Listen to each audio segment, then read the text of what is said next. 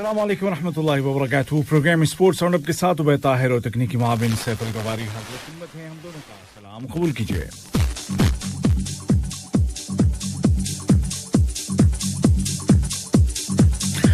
खबरों का आगाज करेंगे इस अच्छी सी खबर के साथ कि कतर की हैंडबॉल टीम ने एक बार फिर से क्वालिफाई कर लिया है वर्ल्ड चैंपियनशिप के लिए, और ये एक बार नहीं बल्कि कई बार वो कर चुका है। और पूरे तौर पर शुरू से लेकर अब तक पूरी तारीख को खंगाला जाए तो ये नवा ऐसा मौका है कि जब कतर की टीम हैंडबॉल वर्ल्ड चैंपियनशिप के लिए क्वालिफाई करने में कामयाब हो गई है। 2003 से ये सिलसिला शुरू हुआ था जब पुर्तगाल में वर्ल्ड चैंपियनशिप हुई थी हैंडबॉल की। उसके बाद 2005 ट्यूनिस, फिर 2007 जर्मनी, फिर 2013 स्पेन और 2015 में तो यहीं कतर ही मेजबान था। फ्रांस 2017, जर्मनी और डेनमार्क में 2019 और इजिप्ट में 2021 और अब 2023 के लिए भी उसने क्वालिफाई कर लिया है। और ये वर्ल्ड चैंपियनशिप होगी पोलैंड और स्वीडन में मुश्तरका तौर पर। अब ये बता दूं कि क्वालिफाई किया कैसे है। आप जानते हैं कि सऊदी अरब के शहर दम्माम में जारी है 31 तारीख तक एशियन हैंडबॉल चैंपियनशिप, और यहां पर पूरे के पूरे पॉइंट्स हासिल किए हैं मेन राउंड में कतर की टीम ने, यानी कि पूरे 6, और अपने ग्रुप को टॉप करते ही उसके लिए खुल गया रास्ता पोलैंड और स्वीडन जाने का।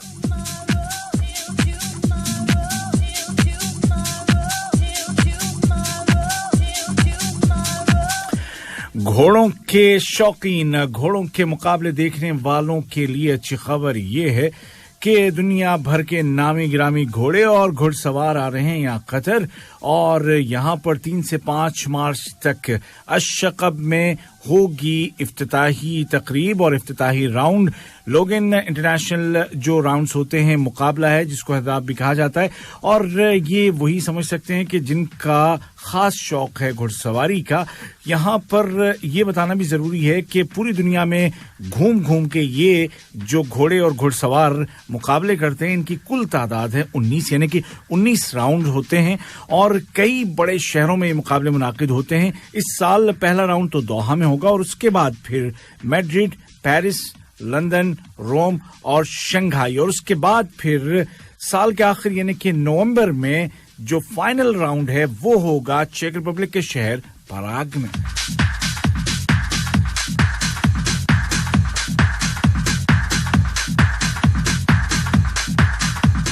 बात फुटबॉल की, और फुटबॉल में जिक्र होगा उस कप का जिसको बहुत से लोग पूरी दुनिया में फुटबॉल के चाहने वाले देख रहे हैं। और आप जो मुझे सुन रहे हैं आप में से बहुत सारे लोग होंगे जो अफ्रीकन कप देख रहे होंगे। अफ्रीकन नेशंस कप जो जिसमें के नामी गिरामी टीमें अफ्रीका की खेल रही हैं अब पहुंच चुका है अपने क्वार्टर फाइनल के मरहले में। एक मैच अब से जरा देर पहले शुरू हुआ है आइवरी कोस्ट और इजिप्ट, यानी कि मिस्र और आइवरी कोस्ट के दरमियान, और पूरी कोशिश होगी इजिप्ट की कि वो भी पहुंच जाए क्वार्टर फाइनल में, क्योंकि ये जो मैच है आज का ये प्री क्वार्टर फाइनल है। और एक और मैच होने वाला है रात को 10 बजे जो कि माली और इक्वेटोरियल गिनी के दरमियान होगा, और ये भी प्री क्वार्टर फाइनल या राउंड ऑफ 16 का मैच है। उसके बाद क्वार्टर फाइनल्स में जिनका फैसला हो चुका है वो हैं गैम्बिया और कैमरून। इनके दरमियान खेला जाएगा हफ्ते को पहला क्वार्टर फाइनल, और उसी दिन यानी कि हफ्ते को ही दूसरा क्वार्टर फाइनल होगा बुर्किना फासो और तुनिसिया के दरमियान। और फिर अगले दिन यानी कि इतवार को मोरक्को जो कि ऑलरेडी क्वालिफाई कर चुका है उसका सामना होगा आज इजिप्ट और आइवरी कोस्ट में से जीतने वाली टीम के साथ। और फिर दूसरा जो मैच है उसी दिन होगा सेनेगाल और उस टीम के दरमियान कि जो कि आज जीतेगी माली या इक्वेटोरियल गिनी में से। फिर सेमीफाइनल्स का मरहला, फिर थर्ड प्लेस और फाइनल दोनों ही मुकाबले होंगे संडे 6 फरवरी को।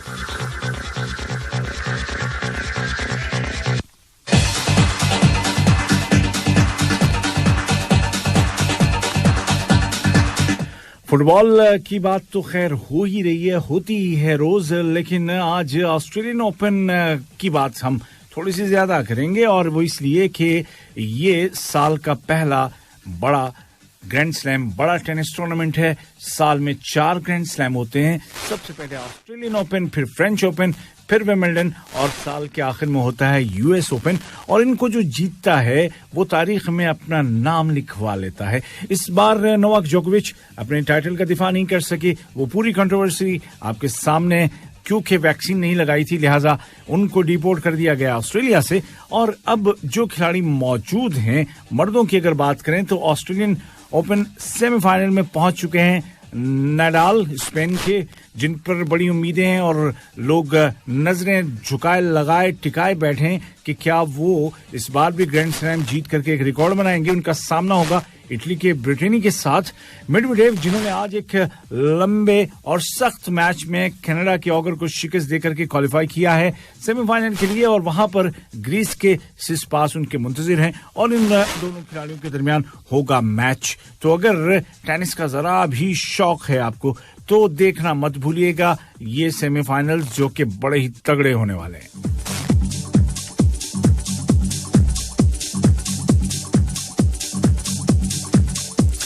और ऑस्ट्रेलियन ओपन में सिंगल्स खवातीन की बात करें अगर के खवातीन के सिंगल्स में क्या हुआ तो यहां पर भी सेमीफाइनलिस्ट का फैसला सबका हो चुका है।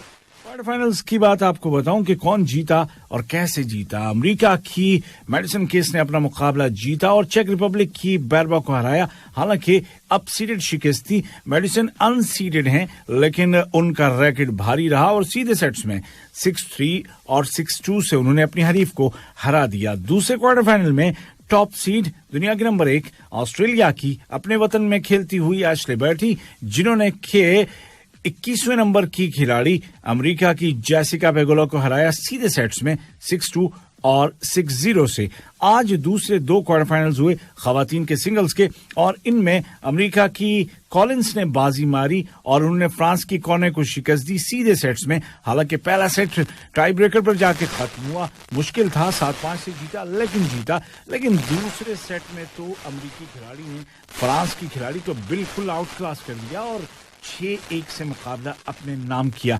पोलैंड की नौजवान खिलाड़ी 7 सीडेड इगा स्वियातेक को काफी मेहनत करनी पड़ी। सोनिया की कैनेपी को उन्होंने हराया। पहला सेट हार गई थी 6-4 से, लेकिन फिर उन्होंने कमबैक किया। हिम्मत नहीं हारी इस छोटी सी लड़की ने, लेकिन अब ये पूरी दुनिया में जानी जाती है अपनी तेज रफ्तार टेनिस के लिए। 7-6 और 6-3 से उन्होंने शिकस्त दी अपनी हरीफ को और सेमीफाइनल में जगह बना ली, जहां पर के दुनिया के नंबर 1 एशली बार्टी का मुकाबला होगा अमेरिका की मैडिसन के साथ और पोलैंड की स्वियातेक का मुकाबला होगा अमेरिका की कॉलिंस के साथ।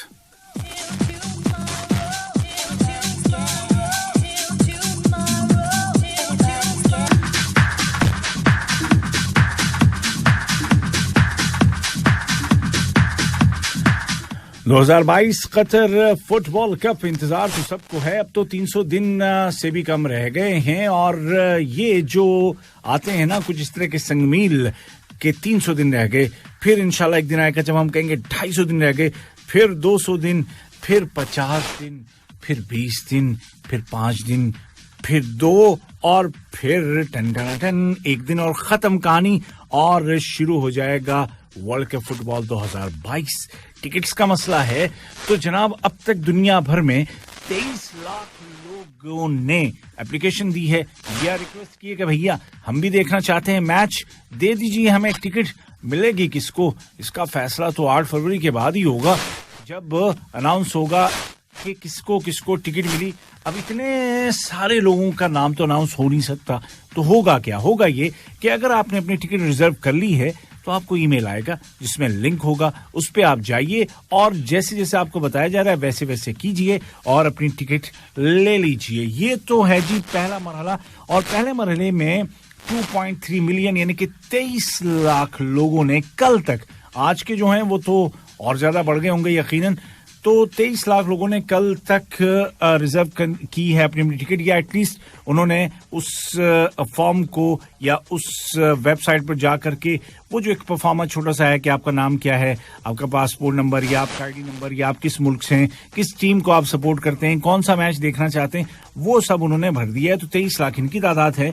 अब बताने वालों ने ये बताया है और बताएगा और कौन, वही कमेटी कि जिसकी जिम्मेदारी है कि 2022 का फुटबॉल वर्ल्ड कप मुनज़्ज़म करे, ऑर्गेनाइज करे। इस कमेटी में जो एक आला अहलकार है मोहतरम खालिद सुवेदी, उन्होंने अल कास्ट चैनल से बात की और हमने उनकी बात वहां से उचक ली। उन्होंने ये बताया है कि 3 मरहले हैं भैया टिकट लेने को, और ये तीनों मरहले पूरी दुनिया में इम्प्लीमेंट, यानी कि यही नहीं कि सिर्फ कतर बल्कि पूरी दुनिया में कोई कहीं से भी टिकट ले सके, इसलिए एक जैसा सुलूक सबके साथ होगा।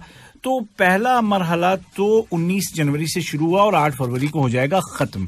ठीक है, इस मरहले के दौरान तकरीबन 1/3 टिकट्स जो ओवरऑल इस पूरे टूर्नामेंट की हैं वो बेची जाएंगी या लोगों को दी जाएंगी। उसके बाद जनाब दूसरा मरहला शुरू हो जाएगा और दूसरा मरहला तब आएगा जब तकरीबन ड्रॉ हो चुका होगा और लोगों को पता चल चुका होगा कि कौन सी टीम किसके साथ खेलने वाली है और कब खेल रही है। तो उस वक्त यानी कि 1 अप्रैल को जब ड्रॉ होगा तो फिर साथ ही साथ सेकंड फेज शुरू हो जाएगा टिकट लेने का। तो अगर आपने अभी नहीं बुक की है या पहले मरहले में आपको टिकट नहीं मिली है तो सेकंड फेज में जरूर एंट्री मारिएगा। मैं भी ऐसा ही करूंगा भाई, मैंने भी बुकिंग की है, आप भी कर लीजिए। अगर मुझे मिल गई तो मुझे आप मुबारकबाद दीजिएगा, अगर आपको मिल गई तो मैं कहूंगा कि भैया अपनी टिकट मुझे दे दो। तीसरा जो मरहला है वो बिल्कुल फुटबॉल वर्ल्ड कप के शुरू होने से जरा पहले शुरू होगा।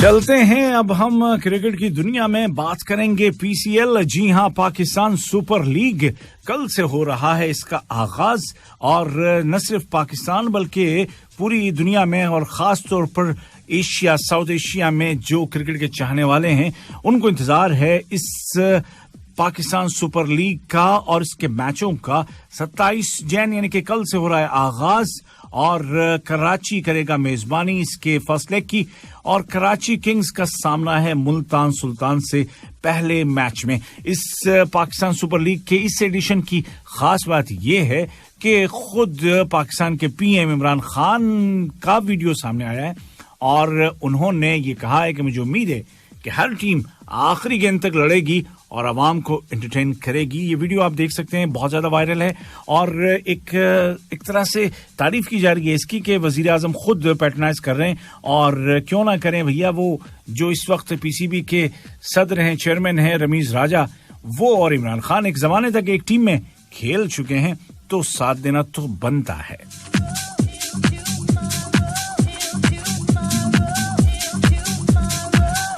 पाकिस्तानी क्रिकेट और पाकिस्तानी क्रिकेटर्स की बात करें तो इस साल तो चांदनी ही चांदनी और चांदी ही चांदी है, क्योंकि आईसीसी के जो जितने भी बड़े बड़े अवार्ड्स थे और जो आईसीसी की जो साल भर की बेहतरीन टीमें थी, हर जगह पाकिस्तानी खिलाड़ियों का राज नजर आ रहा है। बिल्कुल, शाहीन शाह अफरीदी पाकिस्तान के फास्ट बॉलर, यंग एनर्जेटिक, उनको साल 2021 का बेहतरीन क्रिकेटर करार दिया गया मर्दों का।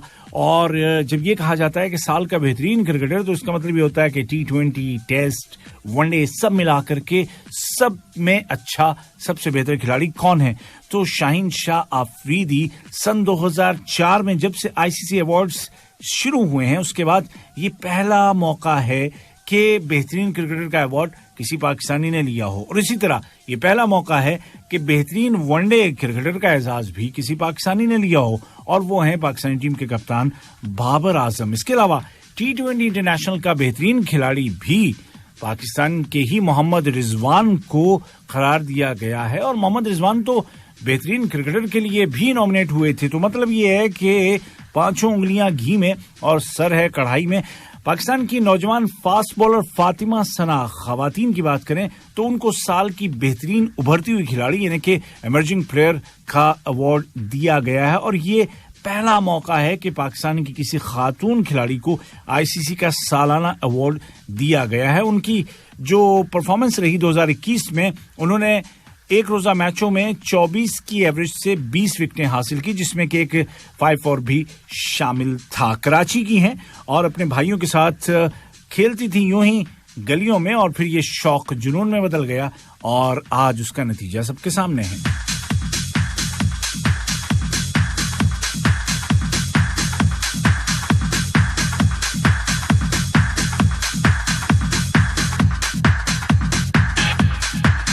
और PSL की बात की, अगर BBL की बात ना करें तो ये ज्यादती है, क्योंकि बिग बैश लीग का फाइनल अब हुआ चाहता है और फाइनल के लिए बड़ा सख्त मुकाबला सेमीफाइनल्स का, और सेमीफाइनल्स में हुआ यूं है जनाब कि बड़ा ही जबरदस्त मुकाबला देखने को मिला है। और ये मुकाबला जो खेला गया था, ये कुछ ऐसा हुआ कि आखिरी बॉल पर एक बंदे को हटा के दूसरे बंदे को भेजा गया, ताकि जिसको हटाया यानी कि जो जख्मी है उसकी जगह जिसको भेजा है वो दौड़ सके और दौड़ करके अपनी टीम को फतह दिला सके। सिडनी सिक्सर्स ने मैच जीता, एडिलेड को शिकस्त दी। एडिलेड ने पहले खेलते हुए बनाए थे 167 रन 4 विकेटों पर, और सिक्सर्स ने मैच की आखिरी बॉल पर टारगेट को पार किया। आखिरी बॉल पर 2 रन चाहिए थे, लेकिन 2 क्या जी 4 दिला दिए उनकी ओपनर हेडिनकर को।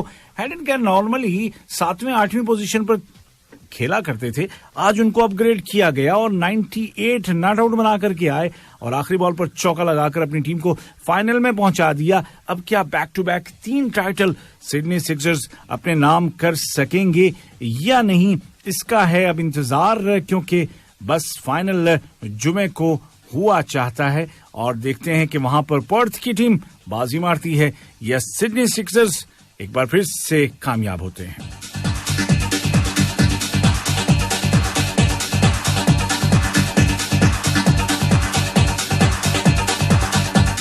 और इसी के साथ प्रोग्राम स्पोर्ट्स साउंड अप से अब अपने मेजबान उबैद ताहिर को दीजिए इजाजत। अपना बहुत सा ख्याल रखिएगा, और जो मैं हमेशा कहता हूं कि आजकल के माहौल में फिट रहना बड़ा ही जरूरी है। एक्सरसाइज का ख्याल कीजिए, जॉगिंग कीजिए, चलिए फिरिए और अपने आप को फिट रखिए, क्योंकि फिट रहेंगे तो ही हिट रहेंगे। अल्लाह हाफिज।